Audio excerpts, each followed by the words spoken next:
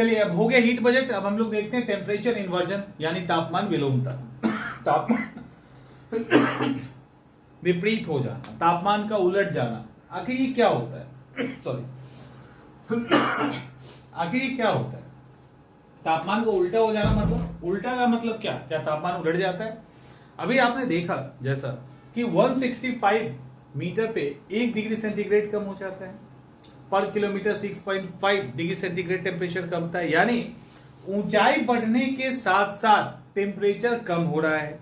हम जैसे जैसे ऊपर जाएंगे वैसे वैसे टेम्परेचर में कमी आएगी। अब अगर ऐसा ना हो कि ऊपर का टेम्परेचर गर्म हो जाए और नीचे का टेम्परेचर ठंडा हो जाए, फिर होना क्या चाहिए? अगर ऊंचाई बढ़ी तो यहां का टेम्परेचर ठंडा होना चाहिए, और अगर नीचे है तो इसके कंपेयर में ये गर्म होना चाहिए। लेकिन अगर ऐसा नहीं होता है तो इसी स्थिति को कहते हैं तापमान विलोमता। ठीक है, इसी को टेम्परेचर इन्वर्जन कहते हैं। अब ये जो तापमान विलोमता है, ये होने के लिए कुछ सर्टेन कंडीशन चाहिए, ऐसे ही नहीं हो जाएगा। कुछ जगहों पे परमानेंट रहता है, कुछ जगहों पे टेम्पररी रहता है, यानी हुआ सिचुएशन चेंज हुई, यानी वहां का एटमॉस्फेयर या वातावरण बदला, वो चीजें समाप्त हो जाती है। कुछ परमानेंट लाइक ओजोन लेयर, उतने ऊंचाई पे, लेकिन ओजोन लेयर का टेम्परेचर देखो कितना अधिक है, उसके नीचे का टेम्परेचर ठंडा होता है, क्योंकि ओजोन जो लेयर है वो अल्ट्रावायलेट रे को एब्जॉर्ब जब करता है तो उसके कारण हीट बढ़ जाता है। होना क्या चाहिए था? ओजोन ज्यादा ऊंचाई पे है तो वहां टेम्परेचर कम होना चाहिए था, टेम्परेचर तो बढ़ गया। तो वो चूंकि हाई लैटिट्यूड में होता है, उच्च इलाके में होता है, वो परमानेंट होता है। लेकिन ये चीज धरती के ऊपर भी देखी जाती है, हमारे सरफेस के ऊपर भी देखा जाता है, और खासकर पहाड़ी इलाकों में तो डेली का डेली होता है, रोज का होता है। मौसम बदलते ही चीजें बदलती है, तो जो पहाड़ या जमीन पर होता है वो टेम्पररी होता है, अस्थायी होता है। जो ऊपर में होता है वो अस्थायी होता है। अभी हम लोग देखेंगे, यहां तक क्लियर? एक चीज ध्यान में रखना है, अभी जो आपको बताए कुछ देर पहले, कि टेम्परेचर जैसे जैसे ऊंचाई बढ़ेगी, टेम्परेचर के अंदर सामान्य ह्रास का दर उसको कहते हैं। एक नॉर्मल रेट से टेम्परेचर डिग्रेड करता है, या टेम्परेचर गिरता चला जाता है। लेकिन कुछ सिचुएशन आती है, उसके कारण जब टेम्परेचर ऊपर का अधिक हो जाए और नीचे का कम हो जाए तो उसको तापमान विलोमता कहते हैं। देखिए, ये तापमान विलोमता का इंपैक्ट है। ऊपर में गर्म हवा, नीचे में ठंडी हवा होनी क्या चाहिए थी? होनी चाहिए थी नीचे में गर्म हवा, और ऊंचाई बढ़ने के साथ टेम्परेचर कम होगा तो ठंडी हवा। हुआ नहीं ऐसा। अब ये देखो, अगर इस रोड को देखो तो ये थोड़ा थोड़ा इसके ऊपर आइस गिरा हुआ है।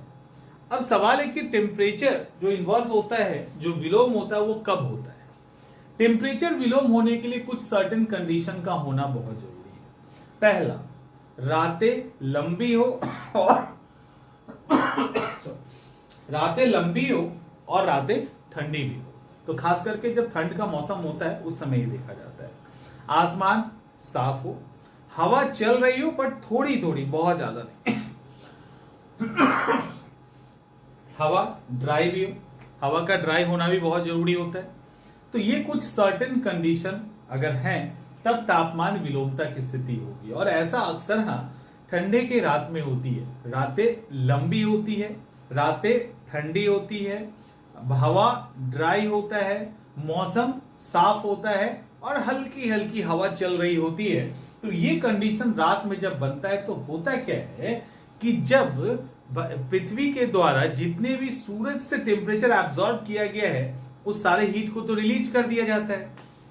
रिलीज करने की एक लंबा रात चाहिए। जब वो लंबा रात यानी 2-3 बजते बजते जब सारा हीट रिलीज हो जाता है, ये सरफेस हो जाता है ठंडा। ठीक है, देखो जो पृथ्वी का सरफेस है ये हो जाता है सरफेस पूरा ठंडा। अब जो भी हवा इस सरफेस से टकराता है तो सरफेस से टकराने के कारण वो हवा ठंडी हो जाती है, और इसके ऊपर की जो हवा है, चूंकि हीट को तो रिलीज कर दिया इसने, हीट रिलीज करने के कारण ऊपर की हवा तो गर्म है और नीचे की हवा जब सरफेस से टकराए तो वो हो जाती है ठंडी।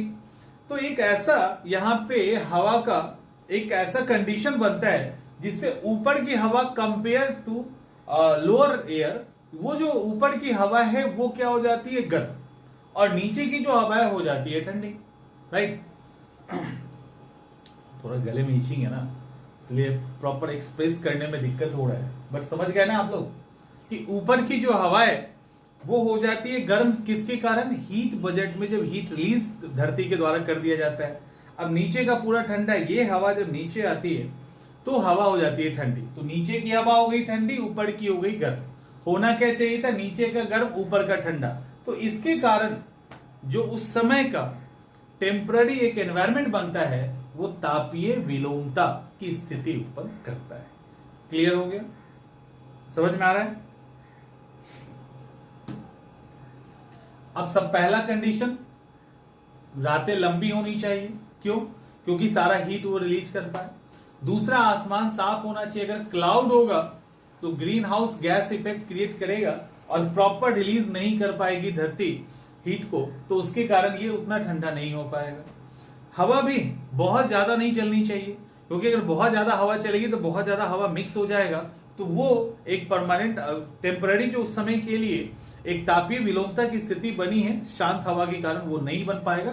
तो ये सब सर्टेन कंडीशन है, इसके कारण तापीय विलोमता की स्थिति होती है। अब देखो आगे, मैंने कहा कि पहाड़ पे ये अक्सर आपको हर रोज देखने को मिलेगा। इसी कारण आप देखोगे तापीय विलोमता के बारे में लोग नहीं जानते हैं पहाड़ पे, लेकिन अक्सर घर वो कहां बनाते हैं? टॉप पर। कारण क्या है? कारण उनको पता है कि ये तापीय विलोमता वाली स्थिति आएगी और घाटी से ज्यादा ठंडा इस ऊंचाई पे होगा।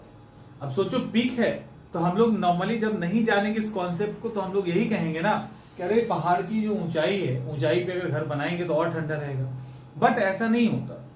कारण यही वो थ्योरी है जिसके कारण लोग पहाड़ के पीक पर घर बनाना पसंद करते हैं, वैली में नहीं। कारण क्या है? केटाबेटिक और एनाबेटिक विंड। ठीक से इसको देखिए, केटाबेटिक और एनाबेटिक विंड होता क्या है? पहाड़ के टॉप पर हवा है, ठीक है, पहाड़ के टॉप पे हवा है। अब ये हवा जब होता ये है, हम जब मान लो दिन में, चलो एक टाइम पे, कोई भी एक टाइम का हम उठा लेते हैं। अब मान लीजिए शाम हो गया, यहाँ पे हवा है, ये हवा रिलीज करती है हीट को बहुत जल्दी से, क्योंकि ऊंचाई पे तो हवा हीट जल्दी रिलीज हो जाता है। इसका हीट जब रिलीज हो जाता है तो हवा हो जाती है ठंडी और भारी। ये हवा नीचे की तरफ ग्रेविटेशन फोर्स के कारण उतरना शुरू होता है। तो ये चूंकि घाटी से, पर्वत से, मतलब ऊपर के पर्वत की चोटी से नीचे की तरफ गिर आते ही, इसको हम लोग कहते हैं केटाबेटिक विंड। इसको केटाबेटिक विंड कहा जाता है। हवा भारी, धीरे धीरे नीचे की तरफ हवा भारी है, और ये घाटी में उस समय गर्म हवा है। ये हवा यहां आके इसको पुश कर देता है, और चूंकि ये खाली जगह है तो इसको भरने के लिए भी हवा होनी चाहिए। तो ये हवा तो नीचे उतर रही है, तो ये हवा क्या है, यहां से अब धीरे धीरे ऊपर चढ़ने लगता है। तो बहुत जल्दी 8-9 बजते बजते ये हवा ठंडी होके, भारी होके नीचे इधर वैली की तरफ आ जाती है, और ये हवा ऊपर की तरफ चली जाती है, जिसके कारण जो हिली एरिया होता है वहां पे रात का टेम्परेचर वैली की अपेक्षा टॉप पे कम होता है, मतलब टॉप पे अधिक होता है।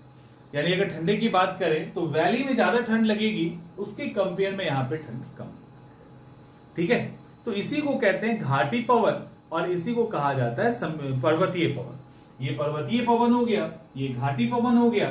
तो इस तरह से केटाबेटिक और एनाबेटिक विंड भी तापीय विलोमता की ही स्थिति उत्पन्न करता है। कैसे करता है? ऊंचाई कहां है? यहां, तो अधिक ठंड कहां होना चाहिए? यहां। ठंड तो यहां पे है, क्योंकि ये हवा नीचे उतर गई और यहां से गर्म हवा को ऊपर भेज दिया, और ये काम डेली का डेली है, रोज होता है, रात में हर रोज होता है। तो वैसी स्थिति में क्या हुआ, अब यहां पे ठंडक अधिक होनी चाहिए, यहां नहीं होके वैली में ठंडक अधिक है और टॉप के ऊंचाई पे उसके कंपेयर में गर्मी है। तो ये तापीय विलोमता का एग्जाम्पल हुआ, राइट। इसी के कारण लोग, अब ये मान लो घर वैली में अगर रहेगा तो इनको ज्यादा ठंड लगेगी ना, तो ये कहां आ जाते हैं? पहाड़ के टॉप पे। इसलिए जितने भी हिल स्टेशन को देखेंगे मैक्सिमम घर आपको पहाड़ के टॉप पे दिखेगा, कुछ ही घर हिल में दिखेगा। उसके पीछे कारण इसी तापीय विलोमता की स्थिति है। देखो तापीय विलोमता कई तरह का होता है, एक तो नॉर्मल सरफेस वाला, एक तो ये सरफेस वाला आपने देखा। इसके अलावा आप जब देखोगे हाई लैटिट्यूड पे, तो वहां पे एयर मास के कारण भी तापीय विलोमता की स्थिति होती है। होता ये है कि अब ये है गर्म हवा, ये है ठंडी हवा। तो गर्म हवा क्या करता है, जब अटैक गर्म हवा करेगा तो वो ठंडी हवा को दबा के उसके ऊपर चला जाता है। तो गर्म हवा ऊपर हो गया ना, ठंडी हवा नीचे हो गई ना, तो ये इसके कारण भी क्या हुआ, ऊंचाई पे क्या गर्मी अधिक है, नीचे ठंडक अधिक है। कई बार जब कोल्ड करंट बहुत ज्यादा या कोल्ड विंड बहुत ज्यादा अटैकिंग होता है तो वो भी तब भी वो गर्म हवा को ऊपर की तरफ पुश कर देता है और नीचे तो उसको रहना ही रहना है। तब भी स्थिति क्या होगी, तापीय विलोमता की स्थिति होगी। इसके अलावा ओजोन का लेयर हमने बता दिया। फ्रंट, जब साइक्लोन आता है तो फ्रंट का जब निर्माण होता है तो उस दौरान भी ये स्थिति देखने को मिलती है। तो ऊंचाई पे ये लंबे समय तक रहता है, ठीक है। जब शीतोष्ण चक्रवात आता है ना तो ये बहुत लंबे समय तक टिका रहता है। ओजोन में लंबे, ओजोन तो लगभग परमानेंट ही है। ओजोन के जगह पे आप ओजोन का जो लेयर है अल्ट्रावायलेट रे के कारण वो अक्सर गर्मी होता है, उसके कंपेयर में नीचे में जो गर्मी है वो कम होती है। तो उस वहां पे भी तापीय विलोमता की स्थिति हुई। ये हमारा सरफेस है तो यहां पर भी होता है, लेकिन यहाँ पे मौसम बदलते यानी दिन जैसे ही होगा ये स्थिति समाप्त हो जाएगी। तो यहाँ पे ये बहुत ही कम समय के लिए बहुत ही टेम्पररी होता है। इसके कंपेयर में जो साइक्लोन से बनने वाला, एयर मास से बनने वाला या हाई लैटिट्यूड का तापमान विलोमता होता है वो लंबे समय तक टिकता है। क्लियर, आगे चले। अब इस तापमान विलोमता के फायदे क्या क्या, यहां तक तापमान विलोमता समझ में आ गया ना? कुछ पूछना है तो पहले बताओ किसी को।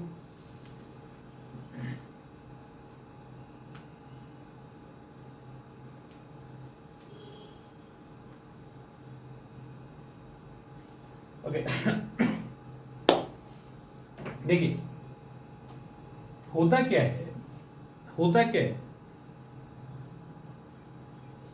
कि जब रातें लंबी होती है ठंड के मौसम की, और रात लंबा होने का मतलब सूरज का भी आना लेट से होता है, तो रातें जब लंबी होती है तो हीट जब रिलीज पृथ्वी कर रही होती है तो उसको एक लंबा समय मिलता है ना। शाम में 5 बजे ही अंधेरा हो जाता है, सुबह के 7 बजे तक अंधेरा रहता है, तो एक लंबा समय मिलता है। उस टाइम में हीट को जब रिलीज करता है तो आप देखना खास करके जाड़े के मौसम में, तो आप जब हाथ नीचे रखोगे तो आपको धरती बहुत ठंडी नजर आएगी।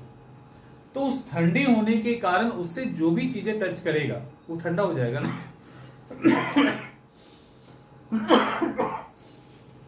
तो ये हवा कोई अलग से, ये ठंडी हवा कोई अलग से हवा नहीं आई है। जब हीट रिलीज किया गया तो सारी हवाएं गर्म हो गई। समझे इस बात को?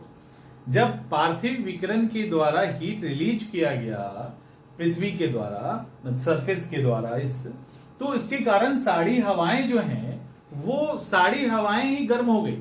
लेकिन इसी हवा का जो नीचे वाला पोर्शन था वो अब इस जमीन से टकरा रहा है। जमीन पूरी ठंडी हो चुकी है, यानी लैंड पूरा ठंडा हो चुका है। तो टकराने के कारण क्या हुआ, इसका टेम्परेचर खत्म हो गया। क्योंकि नीचे ठंडा बहुत अधिक है तो ये उससे टकराने के कारण बहुत ठंडी हो गई। तो इस हवा वही है, हवा कोई अलग से नहीं आया है।